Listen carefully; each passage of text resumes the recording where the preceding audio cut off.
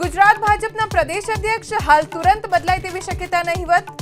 CR પાટીલના સ્થાને અન્ય કોઈ નિયુક્તિ થશે તેવી અટકળોનો હાલ પૂરતો અંત।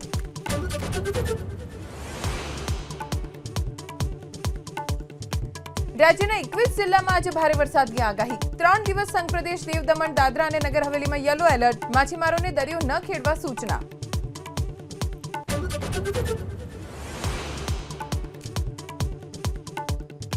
ઉત્તરાખંડથી હિમાચલ પ્રદેશ સુધી આકાશી આફત। મંડીમાં पंडोह डेम में 5 दरवाजा खुलाता स्थानिकों ने कराया सावचेत।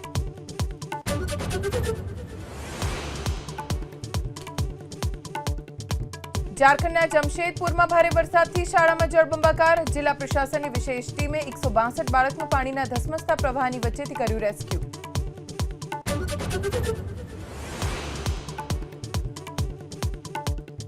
अमेरिकन राष्ट्रपति डोनाल्ड ट्रम्पની નીતિઓ સામે ફરી એલન મસ્કે ઉઠાવ્યા સવાલ। બિગ બ્યુટીફુલ બિલને અમેરિકા માટે ખતરો અને વિનાશકારી નિર્ણય ગણાવ્યો।